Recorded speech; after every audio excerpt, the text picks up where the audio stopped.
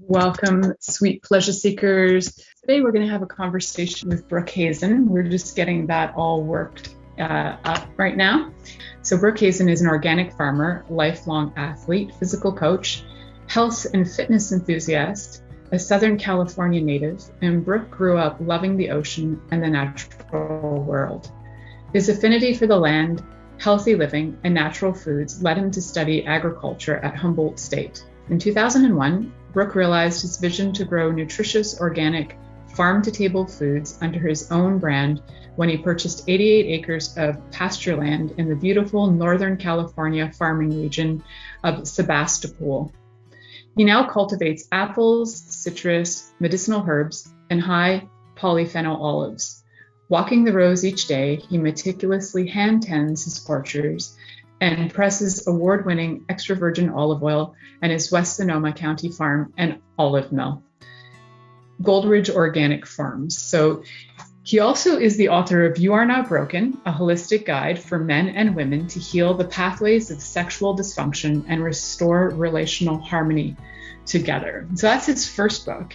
Yeah, well, great to be on. I'll just start by saying that erectile dysfunction for men today is essentially a death sentence sexually.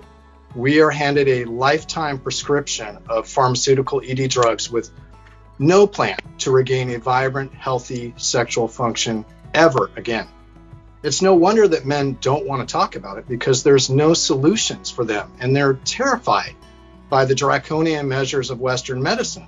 And that's exactly why I wrote my book. When I received my own miracle healing, I promised God I would write a book, and I fulfilled that promise. And a few years ago, when I was in the depths, the darkness of staring at possible never recovering my vibrant sexual health again, I would have never guessed that I'd be at the point now where I'm actually come into such an amazing point in my life where I'm actually blessed with divulging to everyone possibly maybe the only person that has simple and easy, holistic, curative, and preventative solutions for all major forms of ED.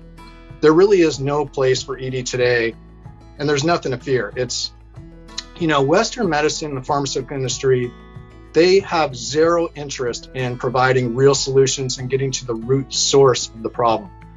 In fact, the moment that we get empowered and we start to heal ourselves, this poses a direct threat to the billions of dollars they make off of only two measures they offer. One is pharmaceutical drugs and the other surgeries. That's it. That's all you're going to get.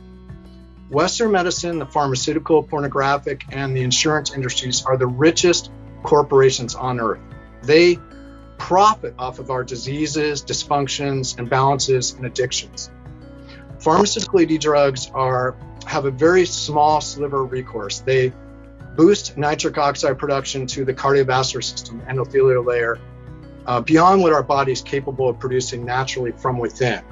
And this causes debilitating side effects because essentially it induces blood flow to not just the lingam, but the brain, the heart, the muscles, because it's all interconnected. Not only that, but they have diminishing and eventually failing effects for two reasons. One is that they never get at the root source of the problem. And so that underlying cause goes unaddressed and continues to exist and to worsen. And secondly, as would happen with myself and millions of men right now, I was misdiagnosed and misprescribed pharmaceutical blood flow inducing ED meds when I didn't have a blood flow issue at all. I had porn-induced erectile dysfunction, which is a neurological based form of ED. Also, it's energetic. I'll be getting into that. But I was basically, they don't know what to do with this. This is the fastest growing segment of ED we see today and a predominant one. But they only have one tool. The ED med they chanced upon. This was a total fluke by accident. They discovered it. So they continue to misprescribe and misdiagnose. But as I was going through this process, this deepened my relationship with God. I was falling into a deep depression for weeks at a time. And when I came to the end, the last drug failed me, I had come to the end of the road. And if you can imagine, a few years ago, I didn't know what I knew now. It was just myself all alone. I didn't know what was going to happen. I had no plan. It was just myself and God. And so I decided to completely let go into God's arms and pray for a healing miracle over and over. And it was at that time that God decided that I was finally ready and led me on the most unexpected, unbelievable, and beautiful journey of natural healing, learning, growth, and massive transformation, not only of my sexual health to levels I could have never imagined, but also my overall physical health and my relational, my emotional and mental health, and showed me how this is all inextricably interlinked and cannot be separated. I just encourage people to strip themselves bare of the blocks that are blocking us from becoming the ideal versions of ourselves we're truly meant to be, by letting go of our fears, the myths and misconceptions, the addictions and negative habits, and the peer pressure from friends, family, society, and especially corporations. The miracle that God led me to was Your Brain on Porn by Gary Wilson, which forever changed my life, and I recommend it definitely in my book. I understand so profoundly and so clearly now why God led me to this miracle, because God wanted me to learn and to teach everyone else the enormous power that our sexual behavioral decisions have to either create massive dysfunction or massive positive transformation in all areas of our life. By simply quitting our addiction to pornography and semen release and rebuilding our neurology, raising our dopamine levels and chi sexual energy up to healthy levels, this truly is the springboard, the foundation for transformation. It's the key to unlocking the unlimited potential of our mind, where we can do anything we put our mind to. And it's really the two most powerful biohacks on the face of the planet. My book is full of biohack after biohack, but these are the two most powerful that we must start at, both when we look at sexual dysfunction as well as all forms of our life, transformation in every aspect of our life. Absolutely. I think so. About 8 years ago, I was mentioning this before you got on to be live with us. About 8 years ago, I had one of my very first episodes of this show was with a guest, and we talked about pornography and how it leads to erectile dysfunction. So I think it's kind of fun because I'm like, in my 8th anniversary, we're back at this place, and the funniest thing is I did that show from this room. I'd love to hear more from you about what some of the things that you kind of discovered either through your research or personally about the porn-induced erectile dysfunction. Okay, sure. Well, I've actually identified a few different forms of ED that I just wanted to first introduce before we delve into PID, because it takes a moment to talk about PID. But I want to demystify ED. I want to make it simple and easy and clear, because it really is. We have solutions that are simple and easy. Western medicine and the pharmaceutical industry want to make it confusing. They want to gaslight you and point everywhere else except to the core problems and get to the real solutions where we can heal. They depend on a steady stream of sick and dysfunctional people to enrich them. Okay, but I've identified 3 major forms of ED we see today.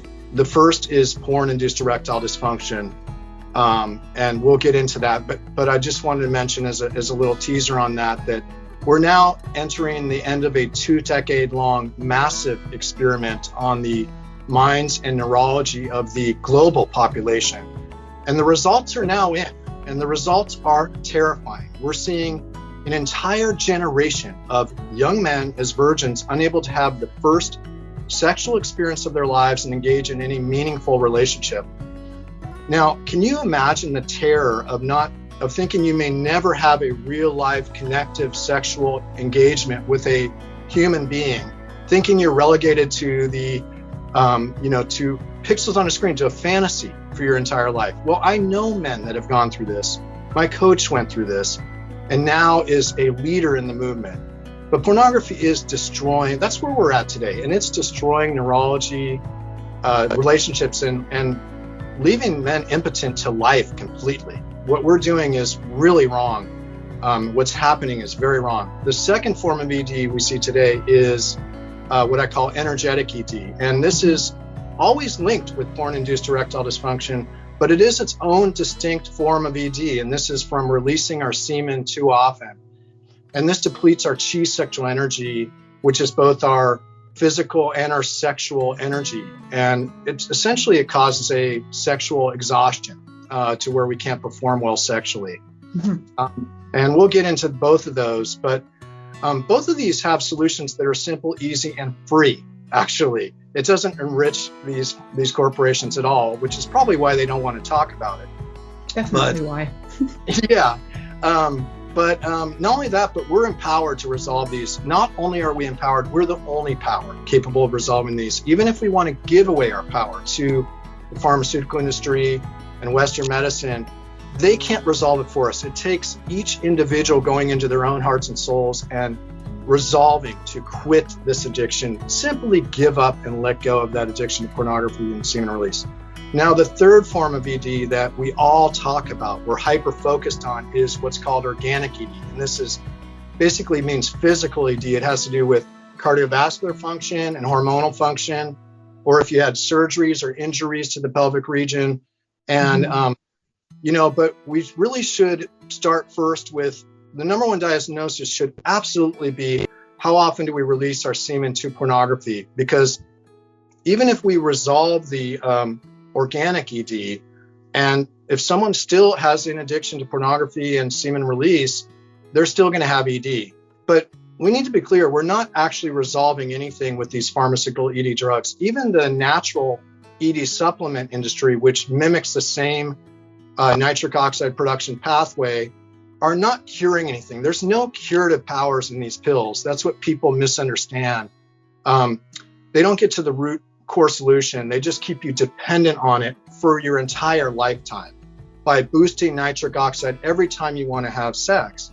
Okay, so what I did is I asked the simple question with blood flow restrictive ED, because there's hormones, blood, within organic ED, and I'll get into that briefly, and then we'll go to porn-induced erectile dysfunction. But I did find this amazing discovery in my course of searching for myself, increased cardiovascular flow for my vibrant sexual health function. Even though I didn't really have an issue, I did have mild arteriosclerosis, but I actually cleared that up through IV therapy. But I simply asked the question, how can we empower our body to produce nitric oxide intelligently from within whenever and wherever we want it? So we're no longer dependent on this mechanical, unacceptable idea of reaching for a pill every time we want to make love. That's not in resonance with the flow and creativity of making love at all. And I totally reject that. There's no reason to have this archaic system that Western medicine's trying to cram down our throats.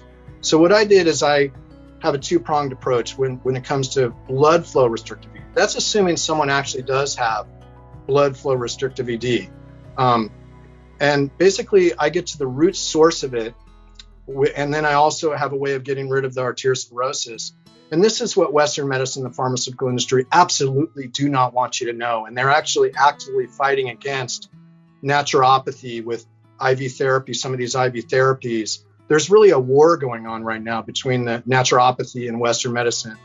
And naturopathy, we need to realize that true healing comes from natural healing modalities and lifestyle changes. So that's my two-pronged approach is what happens is we actually think that we're supposed to keep taking these drugs and surgeries for lifetime, when actually it's supposed to be a bridge. We're actually supposed to, when we've been ignoring these lifestyle problems, basically these elephants in the room that Western medicine doesn't want to talk about, like it comes from free radicals. Blood flow restrictive ED and arteriosclerosis are the same thing. It comes from free radical damage. It comes from heavy metals, which are linked to arteriosclerosis. They're free radicals, and I'm a very big fan of getting rid of heavy metals. I had high heavy metals myself. I love getting rid of people heavy metals. always getting rid of their heavy metals. Yeah, it's like one of the top things. Get rid of your heavy metals because they're in everything. Yes, I love they're that. in our air too. So it's hard to get rid of. I've been doing it for years and still have it. Yeah, because we're breathing it, and it's in our soils, it's in our water. Exactly. So Yeah. heavy metals come from what we eat, breathe, and drink. So we get rid of the source of these free radicals, there's really four sources: heavy metals, an animal-based diet, which is high in free radicals, carcinogens, and saturated fats. Mm-hmm. And the science is clear that this has short-term negative consequences on our sexual potency, and long-term creates blood flow restrictive ED and arteriosclerosis. And the third is actually environmental pollutants, and this includes microplastics. Microplastics, oh my God, they're the worst. They're the latest science. I could go on. No, we need to be really aware. Microplastics create arteriosclerosis. They are free radicals, and they're endocrine disruptors that pass the blood-brain barrier. This is a serious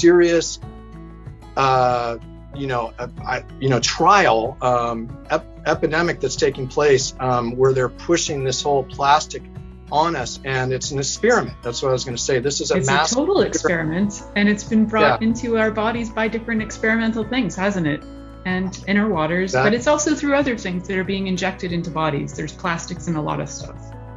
So also there's chemicals, pesticides that also are hormone disruptors. Endocrine means hormones, so that disrupts our testosterone estrogen balance. And then there's also smoking. That's it. That's the four sources that cause arteriosclerosis and blood flow restrictive ED.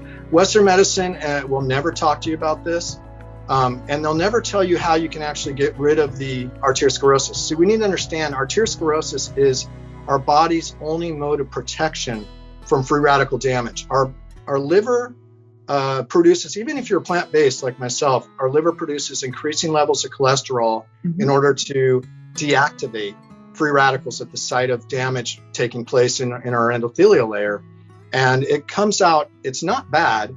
It's actually incredible miracle of nature. It's actually rich in antioxidant, anti-inflammatory, antiviral, and anti-carcinogenic properties. And it's incredibly effective at deactivating these free radicals when we've avoided making the correct lifestyle choices. So it's our body's only mode of protection when we've ignored these choices we need to be making. So we want to do both. We want to make the lifestyle changes, and we want to also clear up this arteriosclerosis. The highest grossing product in world history is the statin industry. And statins basically punch the liver to the point where it cannot produce cholesterol anymore. And now the latest science is showing that elderly are experiencing increasing fatalities from cancer and cardiovascular events, the very things that's supposed to protect us against. And yet they do not even get to the root source of the problem, which is free radical damage. That is the very definition of malpractice. So we can get rid of the arteriosclerosis from IV therapy, two in particular. One is a chelation. As you know, it's PTA, which chelates out basically the heavy metal and the calcification portion of the arteriosclerosis. And then Plaque X, I don't know if you heard of that. It's phosphatidylcholine, or PC for short. It's soybean derived, and that backs out the plaque portion of the arteriosclerosis. And I know this works because I did this on myself. I did an ultrasound before and after, and I removed my mild arteriosclerosis. Plus, there's government-funded study, the Trial to Assess Escalation Therapy 1, which showed a 51% reduction in cardiac events and a 43% reduction in mortality in patients with diabetes. That's incredible.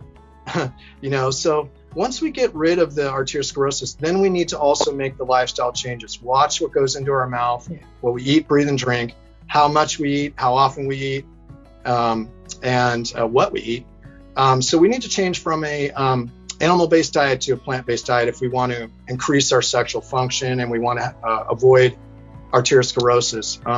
The science is very clear that an intelligent plant-based diet protects us from the 15 leading causes of death in the world, as well as increases our lifespan by 10 years. Sign me up. So these are not hard choices to make. What I recommend is very simple. It's basically an intelligent light force diet, which is organic, whole fruits, vegetables, nuts, seeds, and whole grains, and avoid whole grains.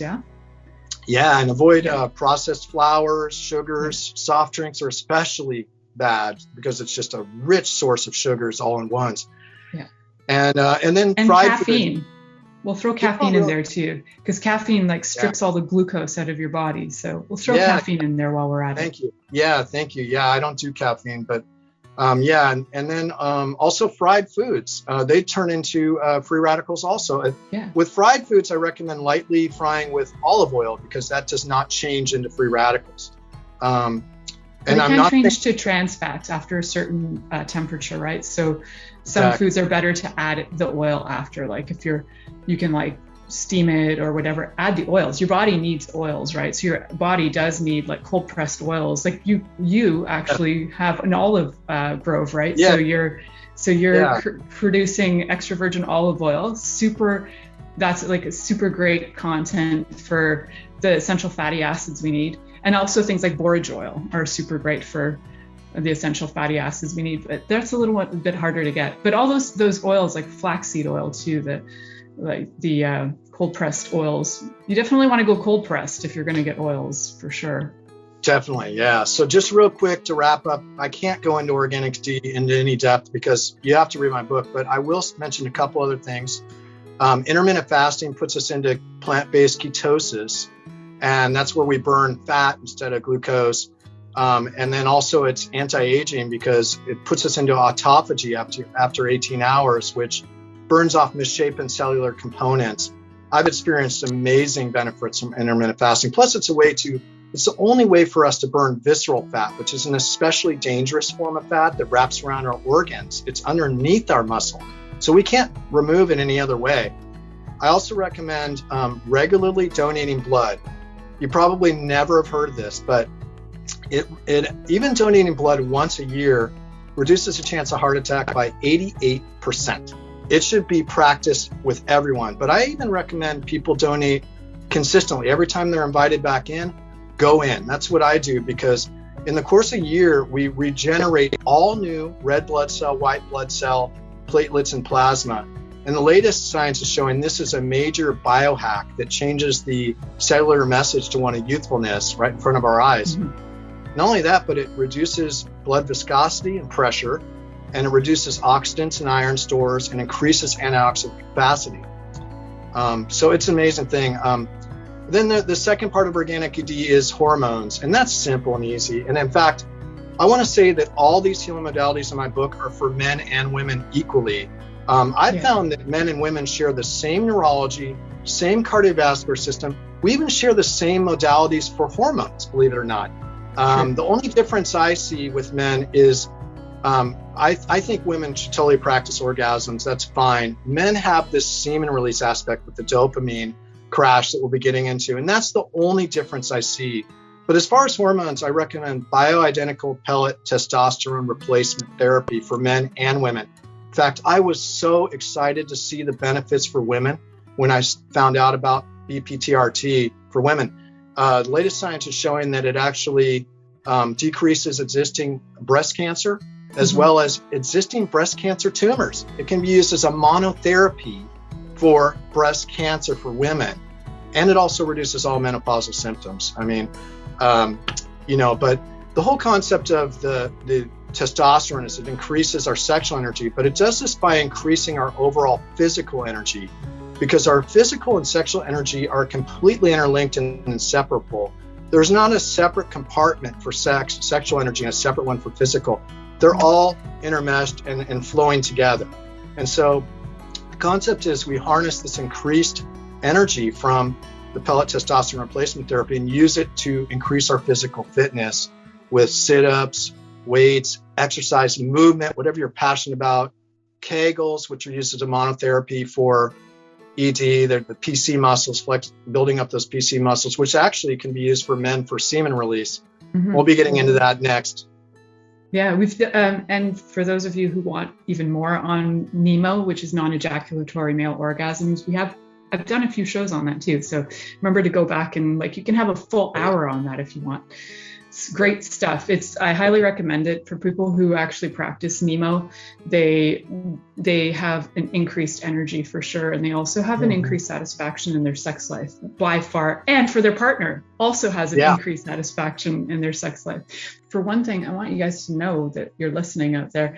There are different levels of ED. There are different kinds for sure, and there are different levels. And sometimes people think, I don't have ED because I can kind of get an erection. And they don't realize that it's not that you have to have lost it completely. There might be that it changes, and it's changed more than would be normal for your age. Say at the age of 35, not having a really strong erection is something that can actually be concerning. And when I have people come into my office who have different health issues, I often say, okay, so you've got this going on. We need to actually really check your heart condition. We need to check things going on with your veins, with your health. We need to check your liver. We need to check other things, because I know you think, no big deal, I just have erectile dysfunction, kind of, sort of. I'm like, it's actually a precursor and a sign to a lot of things. So this is not just about you're going to have better sex, you're going to have more orgasms, you're going to be able to do it for longer. This is actually concerning for your health, for your welfare, for your life. So even for women, there's erectile tissue in your clitoris, and there can be erectile dysfunction in a way for women as well, but it's called something else. So, and for women, the one thing that we have different, or we'll refer to as those of us with uteruses, we have another way in a system to clean out our bodies that men don't have, or bodies with penises. And we slough off toxins through our uterus. So like the sloughing off on the monthly basis is a bonus that men don't get. So bodies with penises actually need more cleanouts than bodies with uteruses. And if you have had your uterus removed, then you're also missing a cleanout for your body as well. So that is, for those of you who are listening and you want to know more about why and how and like blah, blah, blah, I do have a course on menopause and menstruation so that you can have it with ease. And we talk about nutrition. We talk about different things to do with biology so you can understand some basics. And then we also talk about a lot of things to do with movement so that you can have better movement, and you can do simple things to increase your orgasms that might blow your mind, because it's like, why, if I unlock my neck, do I have better orgasms? But if you want to know why, you can connect with me and we will find out why that is. So welcome back, Brooke.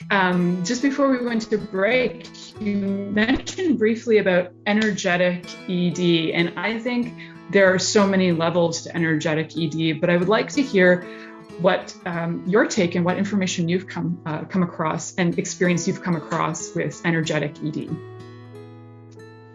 Okay. Do you want to talk about porn-induced erectile dysfunction first, or after that? We could. We have like about 13 minutes left of the show, so it depends on what you prefer to talk about. Well, let's start with porn-induced, and then porn-induced erectile dysfunction. I also have a term for women I came up with: porn-induced arousal dysfunction. 80% of men watch pornography at least once a week, and 26% of women. So this also affects women. But this is a porn-induced erectile dysfunction. The fastest growing segment of ED we see today, and a predominant one, is a neurologically based form of ED. It has to do with dopamine. Dopamine is our drive, determination, and will to become the ideal beings we're truly meant to be. It's also our arousal to sex, arousal to life. I call it an arousal displacement dysfunction. Because that's what's happening. Basically, we are displacing our arousal for a real connected partner with a device, with the fantasy on a screen. And not only that, but we're constantly displacing our arousal throughout, because we're escalating every time we release our semen to pornography. We're desensitizing and escalate, and we're forced to escalate our pornographic material in order to get the same dopamine hit as before. So eventually, men get to the point, I didn't get to that point yet, but hundreds of thousands of men get to the point where they cannot even get aroused to their favorite pornography that's escalated beyond their own moral standards, at which point they're really unable to get aroused to life itself. But the science shows that clearly for porn users that dopamine levels and receptors are depleted to the same chronically low levels experienced by cocaine and morphine addicts. In fact, the brain cannot differentiate between a physical addiction to a drug and a neurological addiction to the superstimulus of pornography. And the reason pornography PID is a superstimulus is because it combines two major elements. The first is the novelty. We have endless novelty at our fingertips that we can select for each individual's own specific neurological arousal pathways, combined with the second major element, which is semen release. Now, I don't use the term ejaculation on purpose because I'm not here to take away pleasure. I'm here to increase men's pleasure and women's pleasure. In fact, men in the West completely misunderstand. They think that I'm trying to take something away from them, but actually, all we're saying to do is to block the semen from being released. In Tantra, we regularly practice what's called full body orgasm ejaculation without semen release. This is where the lingam and the entire body ejaculates and orgasms and pulses in ecstasy as the chi sexual energy cycles throughout our body. We're simply blocking that semen from coming out. The reason is in the East, they've been aware for millennia. It's just in the West that we're so naive of the immense toll that semen release takes on a male. The moment semen is released, a male will go into an intense neurological, mental, and physical refractory period and process of replenishment in which dopamine levels crash and prolactin levels rise, which prolactin's linked with fatigue and even hair loss. As the body pulls all the most precious resources of hormones, growth factors, nutrients to replace the loss of that vital sperm. And it causes fatigue, mood imbalance, and distancing. For the science shows for at least solidly the first 3 days are the most intense, but it actually weaves up and down for up to 2 weeks. Now, since we know that most men on the planet right now are engaging in pornography, I can tell you from my own experience and all the men I talk to who have been in this pornographic addiction that we don't release our semen to pornography once every 2 weeks. We don't even do it once every few days. It's usually daily, sometimes on special events, even more. So what this means is that men are walking around in an epidemic right now, entering a perpetual state of overlapping dopamine crashes and entering into a perpetual state of chronic fatigue, mood imbalance, anger, irritability, and a total inability to connect in any meaningful way in the relationship. Let me lay it out for you easy to understand. Okay, if you had a partner who's addicted to cocaine, you would not expect that partner to be at peak physical conditioning, sexual function, connective in the relationship, growing in the relationship, communicating, their emotional balance, mental acuity. You wouldn't expect that, would you? Yet no. That's what's happening with pornography. We're experiencing an epidemic right now of men who are unable to function on any meaningful level. And this is triggering a relationship epidemic. I mean, the brain is fascinating. While we are consciously aware we're engaging in a fantasy every time we look at the screen, the brain, every time we release our semen to novel pornographic material, thinks it is real. The brain thinks we're waging a highly successful campaign of mating with a wide range of novel, sexy mates. And that's the very definition of what's called mating behavior. There's mating behaviors, and the hope is bonding behaviors, which we talk about with semen release. But anyways, that sounds incredibly archaic. Mating behavior is, the definition is spreading maximum genetic diversity through novel mate selection. And that sounds incredibly backwards and archaic to me. It doesn't hold any place in a modern relationship. Yet men are practicing this and they're perfecting it to toxic levels. And then they're transposing this into their relationships where women are forced to do one of two things, either to go along with this pornographic behavior, or to actually make clear, defined boundaries in the relationship that there's no place for pornography, unbridled semen release based, sex, and lacking any bonding behaviors, this toxic mating behaviors in the relationship. And that's what I recommend for women to do, because men need to have boundaries, because right now they're out of control. And this will actually help them to hopefully have a chance to regain their vitality and vibrancy in life. But Yeah, this kind of bridges into semen retention, this is really the most feared word in men that I talk to, and they're afraid that they're going to lose their satisfaction they get from releasing semen, yet they have no clue what they're missing out on. In fact, I could even make a case that because men in large part right now have decreased dopamine levels and decreased chi sexual energy. Chi sexual energy is our life force. It's our physical and sexual energy that has the power to create new life and create our own lives. Because that's decreased in men, I can make the case that they're actually already losing satisfaction. They're already desensitized. In fact, they're pushing away the reality they think that they're living. They think they're mating with these beautiful women, yet in real life, women can tell when men are lacking in magnetism, drive, success in life, creativity, clarity, communicative abilities, emotional balance. They can tell, and sexual performance, and women are going to run the other way. But the truth is paradoxical with semen retention. It's unbelievable, the profound changes I've experienced with semen retention.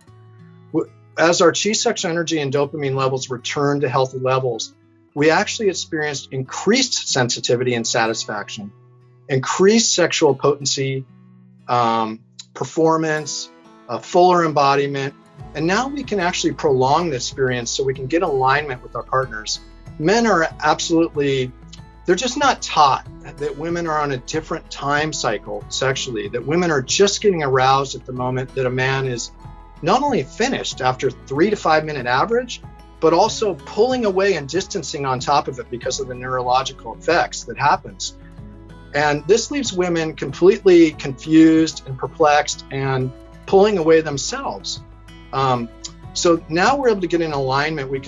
This is really the only way to gain any semblance of control sexually for men, is to practice semen retention, because we can slow down, we can pull out, we can smell the flowers, we can, enjoy the dance and not focus so much on the end goal of just ejaculation and that climax. We can still climax, but we're just avoiding that semen from being released. And that's really the most important benefit of semen retention of all, is avoiding that dopamine crash, which causes the fatigue, the mood imbalance, the distancing, and what's called satiety in the relationship. That goes with that mating behavior. But yeah, bonding behaviors are the hope that I've learned from Tao, Tantra, and Karetsa is, bonding behaviors have to do with attachment theory, with, secure attachments. When we're babies, we're seeking these cues that we're loved. And so when we're in relationship, as we're older and we grow up, we still want these cues in our relationship. And so, like, for example, when a mother gazes deeply into the eyes of her baby, this is sending cues of love to the baby, that there's a secure attachment there. And the East is unbelievable that they've figured out over millennia a way to hack this mating behavior that's so intense, it's impossible to get rid of entirely, and supplant it with bonding behaviors that can satisfy that intense mating drive, yet build long-term connective relationships that can last indefinitely if we choose. And these bonding behaviors include, for example, deep eye gazing, like I mentioned, deep listening, deep communication, slow building foreplay, sensual play, meaningful touch, embracing, holding, caressing, and honoring the heart and soul of that individual in front of us, rather than objectifying into sexualized body parts with the heart and soul extracted from the transaction. That's amazing. And thank you for sharing that. So we're just wrapping up the show right now. We've got about 1.5 minutes left. I wanted to thank you. We didn't get through all of the things that we maybe had on the list to talk about, but I hope that you guys the listeners out there have gotten enough information to get curious, to go check out the book, You Are Not Broken. It's a holistic guide for men and women to heal the pathways of sexual dysfunction and restore relational harmony together. I think the together part is really important, because a lot of times people feel like they're so alone in this, and in relationships you often just kind of go off on your own and do things. But the together part is really key. So for those of you who are interested, you can find Brooke's book. You can keyword search that. Also, you can find links on Inspired Choices Network to get to that. And for those of you who are looking forward to next week's show, I am too. And hopefully the tornado effect on my internet will be done and I will have internet back and I'll be back in my space sharing something great with you guys next week. Thank you for watching. Don't forget to subscribe to catch the next video.